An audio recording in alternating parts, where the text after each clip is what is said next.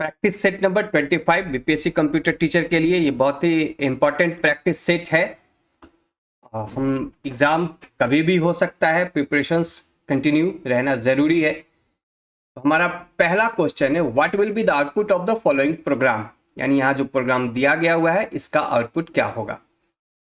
तो ये एक सी बेस्ड प्रोग्राम है जो कि स्टैक डिपेंडेंट है। स्टैक का ये प्रोग्राम है। एक स्ट्रिंग वेरिएबल है str, इसमें वैल्यू है लालमणि एजुकेशन।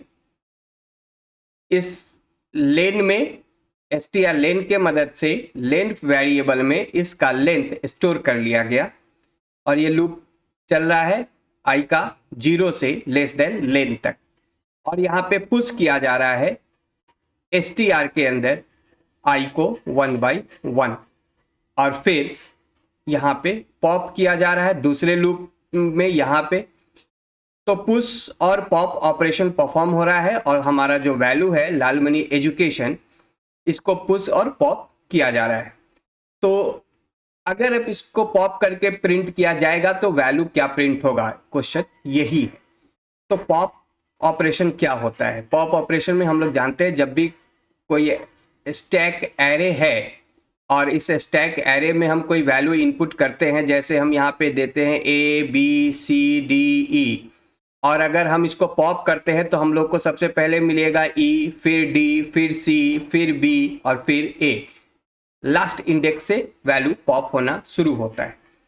तो अगर हम इसको प्रिंट करते हैं पॉप करके वैल्यू को, तो क्या प्रिंट होगा? तो ये प्रिंट होगा NOYITACUDE स्पेस INAMLAL, यानी रिवर्स ऑर्डर में ये वैल्यू प्रिंट होगा। तो हम लोग यहाँ पे देख सकते हैं कि क्या भी कौन सा वो ऑप्शन है जो रिवर्स ऑर्डर में चल रहा है। तो पहला ऑप्शन यहाँ हम लोग देख सकते हैं, यहाँ पे क्या है NOITACUDE एजुकेशन रिवर्स ऑर्डर में, फिर ये लालमणि रिवर्स ऑर्डर में। तो ये ऑप्शन सही है क्योंकि यहाँ पे एजुकेशन से लेकर के यहाँ से इधर तक के वैल्यू को प्रिंट कराया जा रहा है। तो ये ऑप्शन ए सही होगा। What is a DQ? DQ क्या है? तो यहाँ पे हमारे पास ऑप्शंस क्या क्या है? A queue implemented with both singly and doubly linked list. A queue with insert delete defined for front side of the queue. A queue with insert delete defined for both front and rear ends of the queue.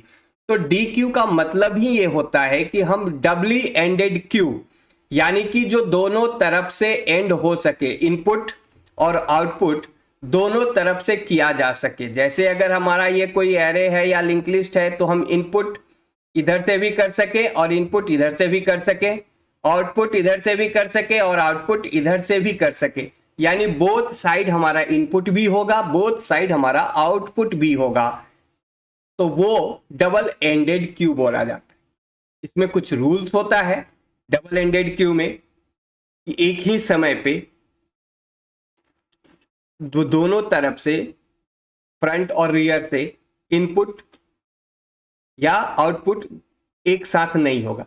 अगर दोनों तरफ से input हो रहा है तो output एक side से होगा, दोनों तरफ से आउटपुट हो रहा है तो इनपुट एक तरफ से होगा। तो यहाँ पे ऑप्शन सी हम लोग देखें तो ये क्या कहता है? A queue with insert delete defined for both front and rear ends of the queue. ये ऑप्शन सी ज्यादा सही है या यही सही है क्योंकि इसमें कहा जा रहा है कि इनपुट इंसर्ट और डिलीट दोनों तरफ से हम कर सकते हैं, रियर से भी और फ्रंट से भी। What will be the output of the following Java code? अब ये एक जावा का कोड है और इसमें पूछा जा रहा है कि इसका आउटपुट क्या होगा। तो यहाँ पे एक एरे दिया हुआ है जिसमें वैल्यू है 1 2 3 4 5 और प्रिंट किया जा रहा है ए का इंडेक्स 2 और प्रिंट किया जा रहा है ए का इंडेक्स 4। तो ये जो एरे है ये इंडेक्स 0, ये इंडेक्स 1, ये इंडेक्स 2, ये इंडेक्स 3 और ये इंडेक्स 4 है। तो इंडेक्स 2 यानी कि इंडेक्स 2 पे वैल्यू क्या है? 3 और इंडेक्स 4 पे वैल्यू क्या है? 5। तो यहाँ प्रिंट क्या होगा? इंडेक्स 2 का वैल्यू 3 और इंडेक्स 4 का वैल्यू 5। तो यहाँ पे प्रिंट होगा 3 और यहाँ पे प्रिंट होगा 5, यानी हमारा ऑप्शन यहाँ पे कौन सा है, डी, इसमें 3 और 5 प्रिंट हो रहा है। अब यहाँ पे क्वेश्चन नंबर 4 क्या कह रहा है, which component is used to compile, debug and execute the Java program. Sorry, ये क्वेश्चन कुछ गलत है, मतलब ये क्वेश्चन यहाँ गलत लिखा हुआ है। ये बेसिकली यहाँ पे ऑप्शन होगा, व्हाट विल बी, क्वेश्चन होगा कि इस कोड का आउटपुट क्या होना चाहिए। ये क्वेश्चन यहाँ गलत आ गया है, बट क्वेश्चन को हम लोग यही समझ के चलेंगे कि ये पूछा जा रहा है कि ये आउटपुट क्या होगा इस कोड का। तो इसमें हम लोग कोड को पहले देखते हैं। क्लास ए यहाँ पे है वाइड साउंड, एक मेथड बनाया गया हुआ है क्लास ए के अंदर, और इसमें प्रिंट किया जा रहा है म्यूजिक क्रिएट साउंड। ठीक है। क्लास डी एक्सटेंड्स ए, यानी क्लास डी एक्सटेंड कर रहा है ए को, यानी ए एक सुपर क्लास है और डी एक चाइल्ड या सब क्लास है। और यहाँ पे भी मेथड डिफाइंड किया जा रहा है वाइड साउंड, और यहाँ पे प्रिंट किया जा रहा है डॉग बार्क्स। तो क्लास डी एक सब क्लास है, क्लास ए एक सुपर क्लास है, और दोनों में सेम मेथड है। तो जब हम किसी सुपर क्लास में कोई मेथड डिफाइन करते हैं और सेम टू सेम वही मेथड सब क्लास में भी डिफाइन करते हैं, तो इसको कहते हैं मेथड ओवरराइडिंग। तो यहाँ पे ओवरराइड हो रहा है। तो जब डी में हम इसको डिफाइन कर लिए, यानी कि ये इनहेरिट तो हुआ, ये साउंड मेथड इनहेरिट तो हुआ, बट यहाँ पे ये ओवरराइड हो गया। इसमें अब यहाँ पे जो लिखा जा रहा है वही स्टेटमेंट प्रिंट होगा जब हम डी के ऑब्जेक्ट से इस साउंड मेथड को कॉल करेंगे। अब मेन में यहाँ पे एक ऑब्जेक्ट बनाया गया, स्मॉल ए, एक ऑब्जेक्ट बन रहा है, ऑब्जेक्ट क्लास ए का बन रहा है, लेकिन यहाँ पे डी से इनिशियलाइज किया जा रहा है।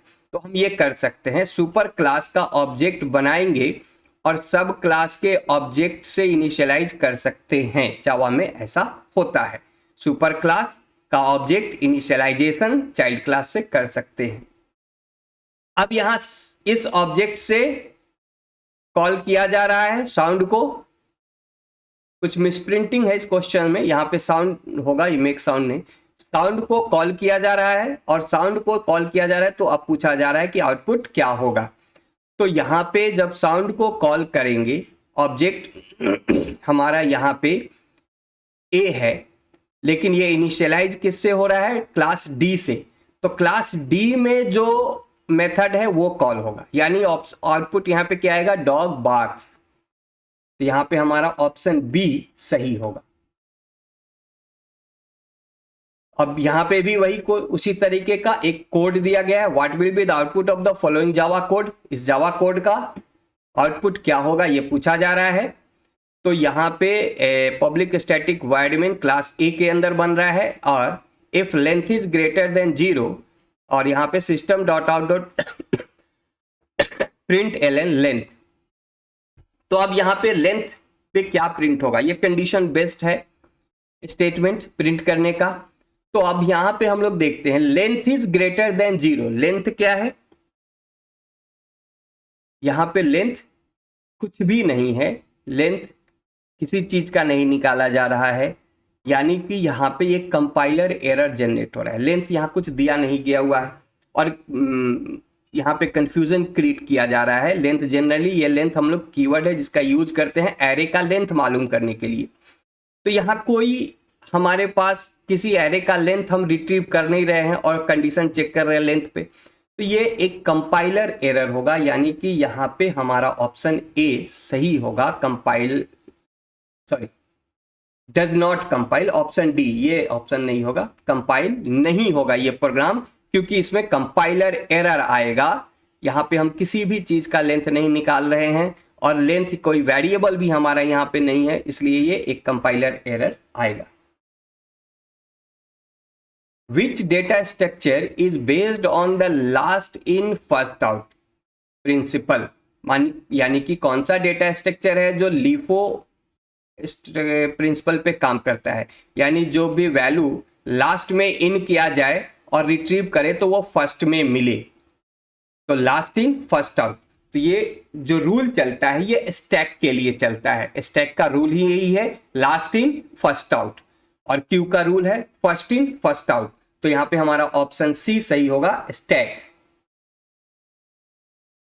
A data structure in which elements can be inserted or deleted at from both ends but not in the middle is, यानी कि वो कौन सा डेटा स्ट्रक्चर है जिसमें हम इंसर्शन दोनों तरफ से कर सकते हैं, एंड से भी और फ्रंट से भी, मिडिल से नहीं कर सकते। तो हम जानते हैं DQ एक ऐसा डेटा स्ट्रक्चर है जिसमें हम एंड से भी फ्रंट से भी दोनों तरफ से, रियर से और फ्रंट से दोनों तरफ से इनपुट आउटपुट कर सकते हैं, डिलीट या इंसर्शन कर सकते हैं।